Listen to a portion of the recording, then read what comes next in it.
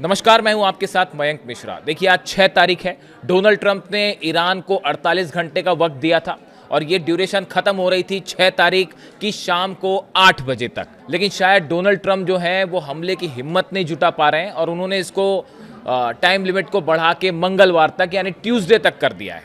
अब सवाल ये है कि डोनाल्ड ट्रंप अब आगे क्या करना चाह रहे हैं। देखिए, आज सुबह डोनाल्ड ट्रंप की तरफ से कुछ मैसेजेस आए सोशल मीडिया पर और उसमें उन्होंने एक तरफ तो ये सब कहा कि जो है हम पावर प्लांट ईरान के तबाह कर देंगे, ब्रिज उड़ा देंगे, ऐसा हमला होगा जो पहले कभी नहीं देखा जाएगा। जिस तरह की बात डोनाल्ड ट्रंप करते आए हैं उसी तरह की उन्होंने बात कही और कहा कि बस मंगलवार तक का, ट्यूसडे तक का समय है ईरान के पास, वगैरह वगैरह इस तरह की बातें की उन्होंने। लेकिन उसके साथ उन्होंने ये भी कह दिया कि ईरान से बात हो रही है। देखिए, जैसे ही उन्होंने ये कहा कि ईरान से बात हो रही है तभी बड़े सारे डिफेंस एक्सपर्ट इस बात को समझ गए थे कि अब शायद डोनाल्ड ट्रंप हमला करने की हिम्मत नहीं जुटा पा रहे हैं, क्योंकि वो अच्छी तरह से जानते हैं, अमेरिका इस बात को अच्छी तरह से जानता है कि अगर ईरान के पावर प्लांट्स पर हमले होते हैं, ब्रिजेस को उड़ा दिया जाता है या ऑयल फैसिलिटीज़ पर हमला होता है तो उसका नतीजा क्या होगा, उसके बाद अरब में क्या होगा, उसके बाद इजराइल में क्या होगा, उसके बाद डिमोना न्यूक्लियर सेंटर पर क्या, नेगेव जो है शिमोन पेरेस न्यूक्लियर सेंटर, उस पर क्या होगा। ये अंजाम को अमेरिका भली भांति समझता है। जिस देश के 15-16 बेस पूरी तरह तबाह हो गए हो, डिफेंस सिस्टम पूरी तरह से तबाह हो गया हो, उस पर अगर हमले होते हैं, ईरान पर अगर हमले किए जाएंगे और गैस स्टेशंस और पावर प्लांट्स पर हमले होंगे तो उसका नतीजा क्या होगा, ये भी अमेरिका के डिफेंस एक्सपर्ट्स अच्छी तरह से समझते हैं। शायद यही वजह है कि जो बात है उसको आगे बढ़ा दी गई और फिलहाल ये कह दिया गया कि अब ट्यूसडे तक का, मंगलवार तक का समय है। लेकिन ईरान की तरफ से रिएक्शन आया है। देखिए, ईरान ने साफ कर दिया है, आपको जो हमले करने हैं आप वो करिए, उसके बाद हम जो करेंगे हम पूरे इलाके को नर्क बना देंगे। इस शब्द का प्रयोग किया है ईरान ने। इस बीच देखिए, दो बेहद अहम खबरें आई हैं जो कि हॉर्मूज से जुड़ी हुई हैं। देखिए, मामला एक बार फोकस फिर से हॉर्मूज पर हो गया है। डोनाल्ड ट्रंप ने पहले कहा कि हॉर्मूज खोलना हमारा काम नहीं है, इस तरह की उन्होंने बातें की। लेकिन वो जो पायलट वाला ऑपरेशन हुआ, अच्छा उस पर भी मैं बात करूंगा, वो पायलट वाले ऑपरेशन को लेकर उस पर भी मैं बात करूंगा। लेकिन पहले हॉर्मूज पे बात करें। हॉर्मूज को लेकर डोनाल्ड ट्रंप ने कहा था कि अब ये खोलना हमारा काम नहीं है, हम जो है हमारे पास बहुत ऑयल है। लेकिन अब फिर से वो हॉर्मूज पर आ गए और कह रहे हैं कि हॉर्मूज खोलिए वरना हम हमला करेंगे। अब बताया ये जा रहा है, इसी बीच एक बेहद अहम खबरें हैं, दो बेहद अहम खबरें हैं। एक तो ये दावा किया जा रहा है कि चीन के 5 जहाज जो हैं वो ईरान पहुंचे हैं स्ट्रेट ऑफ हॉर्मूज होते हुए। 5 जहाज।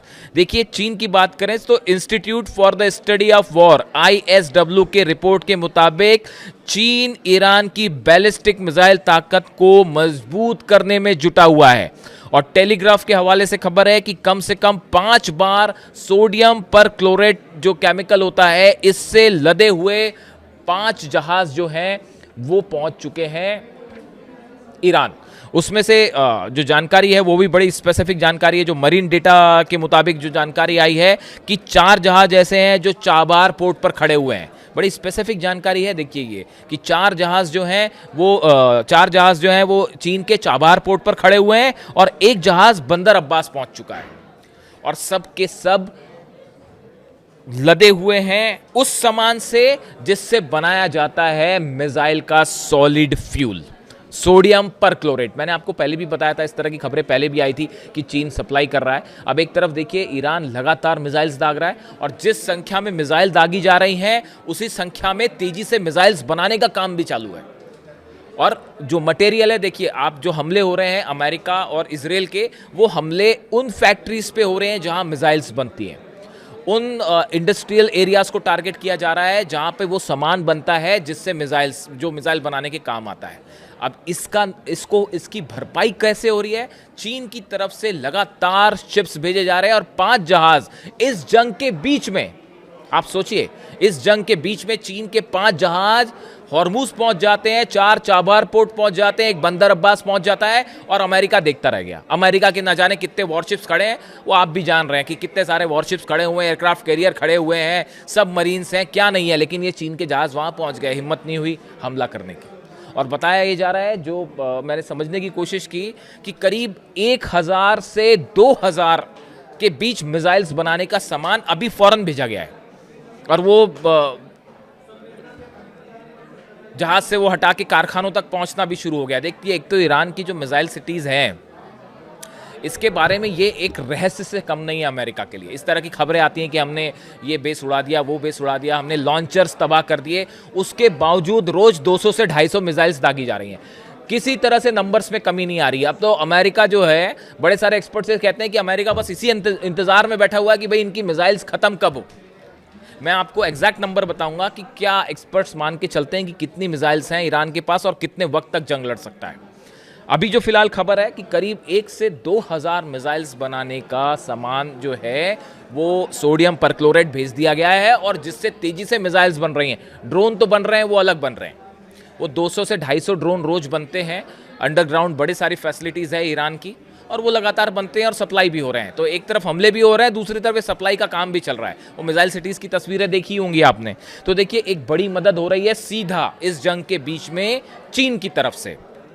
खबरें तो इस तरह की भी हैं कि कई जो मिसाइल्स ऐसी हैं जो फायर की गई, जो बिल्कुल चीन की टेक्नोलॉजी पर आधारित हैं। इस तरह की भी खबरें हैं। अब इसके अलावा देखिए, ये जो जहाज़ जो आए, ये जहाज़ जो है ईरान शिपिंग लाइंस IRISL से जुड़े हुए ये जहाज़ हैं, जो कि संभवतः या तो समुद्र में चीज़ें ट्रांसफ़र की गई कि ईरान का जहाज़ कहीं समुद्र में आता है, या फिर चीन के जहाज़ हैं, चीन का फ्लैग लगा हुआ है, इसलिए उसको अमेरिका ने उसको निशाना नहीं बनाया। एक तो डोनाल्ड ट्रंप चीन जाने वाले हैं, इस तरह की प्लानिंग कर रहे हैं। शायद वो ये सोचते हैं कि चीन जाके ही ईरान को किसी तरह से काबू में किया जाए, और इस तरह की भी कोशिश हो सकती है। तो ईरान के चीन के जहाज़ पर तो हमला करने की कोई संभावना ही नहीं है। ये हम हिम्मत कतई नहीं करेंगे डोनाल्ड ट्रंप। तो एक बात ये हो गई। इसके अलावा एक और बेहद अहम खबर आई है, जो कि खबर है नॉर्थ कोरिया से जुड़ी हुई, किम जोंग उन से जुड़ी हुई। बार बार ये पूछा जा रहा था कि भाई किम जोंग उन की एंट्री कब होगी, क्या किम जोंग उन जो है किसी तरह की मदद कर रहे हैं, इस तरह की बात आई है।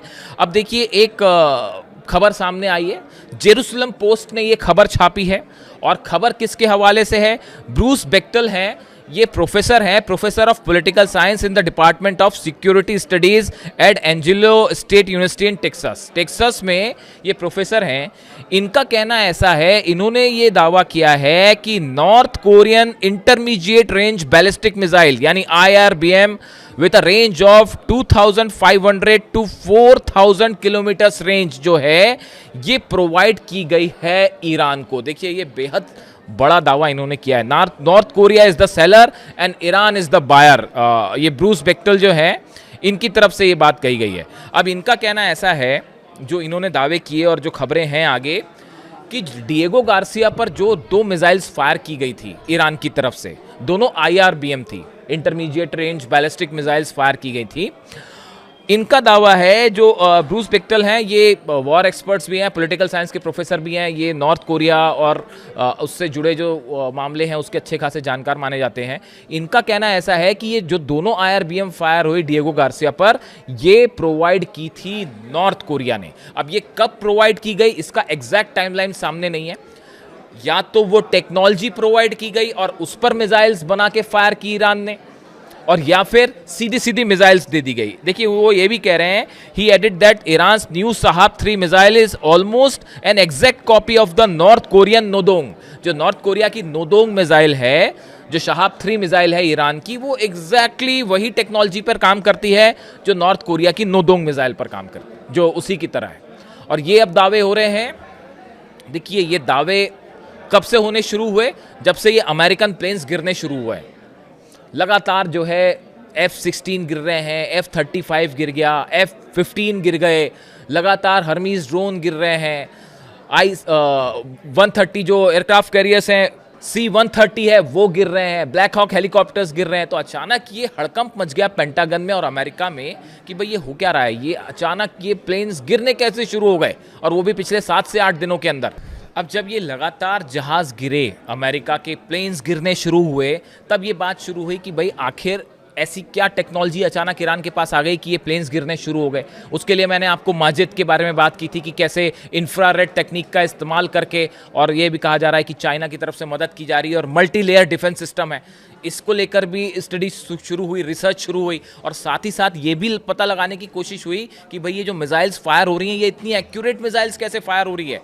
यूएई के इंडस्ट्रियल सेक्टर्स जो हैं वो जल रहे हैं, सऊदी अरब पर हमले हो रहे हैं, बहरीन पर हमले हो रहे हैं, और कई हमले तो इतने एग्जैक्ट थे कि जिससे पूरा अमेरिका हैरान है, दंग है। मैं एक्सपर्ट्स की बात कर रहा हूं, मैं पॉलिटिकल लीडरशिप की बात नहीं कर रहा हूं, मैं डोनाल्ड ट्रंप और जेडी वेंस और मार्को रूबियो की बात नहीं कर रहा हूं, वो तो जो है पॉलिटिकल मामला है। मैं एक्सपर्ट्स की बात कर रहा हूं, जो डिफेंस इंडस्ट्री से जुड़े अमेरिकन एक्सपर्ट हैं। मैं आपको एक दो हमले का जिक्र मैं कई बार करता हूं। देखिए, बहरीन में एक जगह हमला होता है और ऐसी एक हमला बगदाद में हुआ, जिसमें जिस बिल्डिंग को निशाना बनाया गया, हाई राइज बिल्डिंग, उसके 17वें माले पर, 17वें मंजिल पर जो है अमेरिकन सोल्जर्स और कुछ अधिकारी रुके थे। उस पर स्ट्राइक हुई और वो 20 मंजिल वाली बिल्डिंग में वो 17वें माले पे एग्जैक्ट स्ट्राइक होती है। इतनी सटीक स्ट्राइक ईरान ने जब करी तो अमेरिका के होश उड़ गए कि भाई ये हो क्या रहा है, इतने सटीक हमले कैसे हो रहे हैं। थार्ड तबाह हैं, पेट्रियट तबाह हैं। ये अरब देशों के पास जो है करीब 2200 पेट्रियट मिसाइल्स थी ये जंग शुरू होने के बाद, अब वो सिर्फ 400 बची हुई हैं।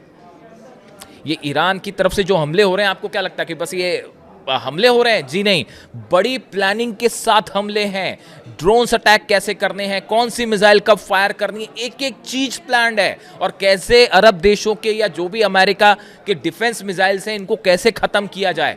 वहां जो इजराइल में आयरन डोम है और एरो जो है, बताया जा रहा है कि वो 80% मिसाइल्स खत्म हो चुकी हैं, सिर्फ 20% बची हुई है। अरब देशों के पास 2200 पेट्रियट थे, वो सिर्फ 400 बचे हुए हैं। ये कल तक की जानकारी है, अभी बीच में और जो हमले हुए मैं बताऊंगा आपको।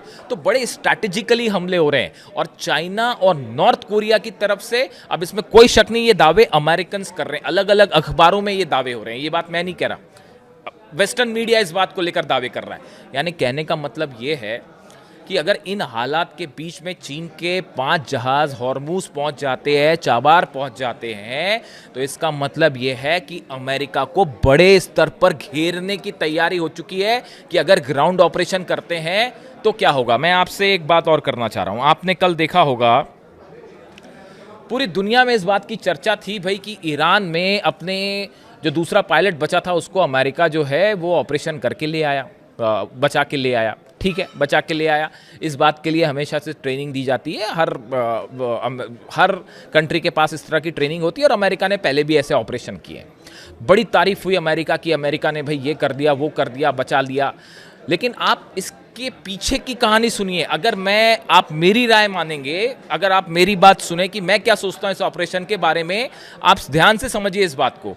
एक पायलट को बचाने के लिए अमेरिका को अपने 6 प्लेन्स गंवाने पड़े हैं, जिसकी तस्वीरें सामने हैं। 2 C-130 गिर चुके हैं, डिस्ट्रॉय हो गए इस पायलट को बचाने के चक्कर में।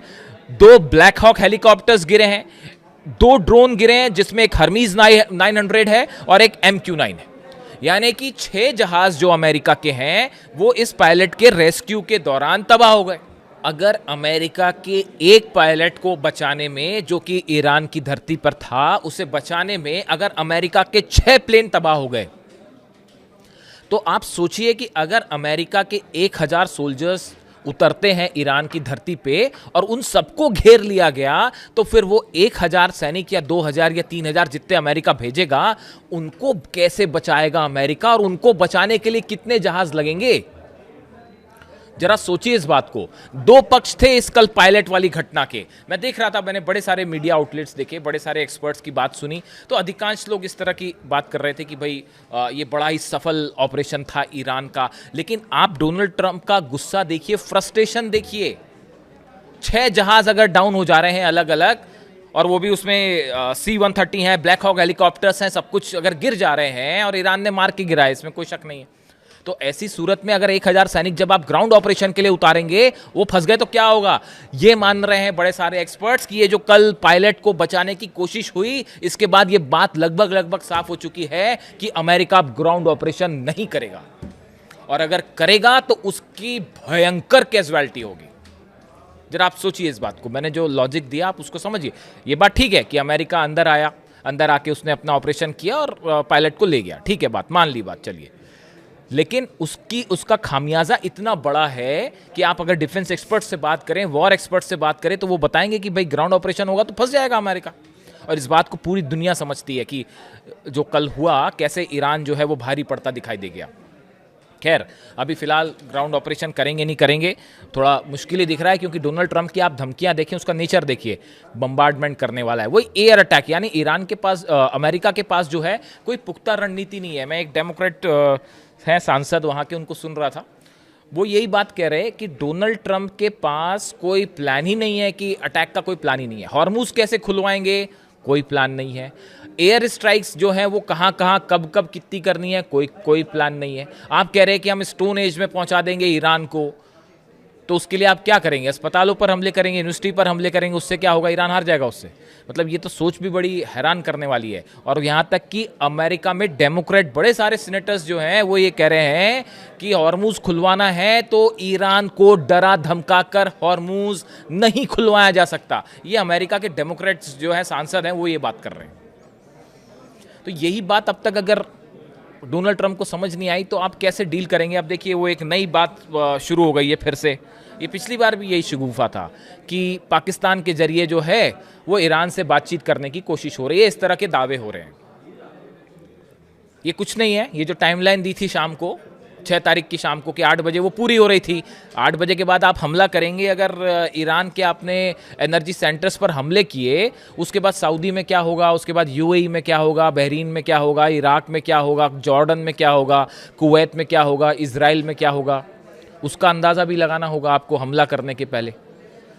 ईरान उस समय क्या कर रहा होगा, ये भी बात तो सोचनी होगी आपको। तो अब इसीलिए जो बताया जा रहा है कि ये फिर से एक शगुफा छोड़ दिया कि पाकिस्तान के ज़रिए बातचीत हो रही है और इस तरह की जो बातें हैं कि अच्छी बातचीत हो रही है, और ईरान की तरफ से हर बात बड़ी साफ साफ लहजे में कह दी गई है। टेम्प्रेरी सीज फायर, कोई इस तरह की कोई बात ही नहीं है। ये मतलब एक ख्याली पुलाव है जो बस कभी भी जो है आपको ऐसा लगा कि भाई अब तो फंस गए, अब कैसे हमला करें, टाइमलाइन दे दिया हमने हमला करने का, तो हमला करें नहीं करें फंस जाएंगे, तो बोले जी बातचीत हो रही है। तो इसके अलावा और कोई उसकी सच्चाई नहीं है। मैं आपको पहले ही कह चुका हूँ, ईरान की सेना की तरफ से जब तक ये बात नहीं कही जाए कि हम बात करेंगे, तब तक आप किसी बात पर विश्वास ही नहीं करिए। जब तक अब्बास अराक्ची विदेश मंत्री नहीं कहते ईरान के, तब तक किसी बात पर कोई मतलब नहीं किसी खबर का।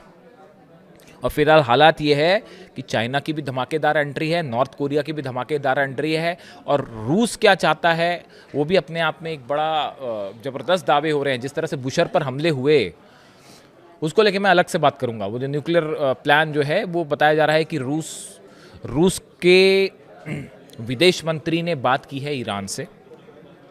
उसके पहले रूस ने बात की इजराइल से, नेतन्याहू से भी बात हुई है, और बताया जाता है कि चीन और रूस के विदेश मंत्रियों के भी आपस में बात हुई है। यानी सब आपस में बात कर रहे हैं और एक बड़ा प्लान तैयार है हर चीज़ को लेकर कि अगर डोनाल्ड ट्रंप बड़े हमले करते हैं तो क्या करना है।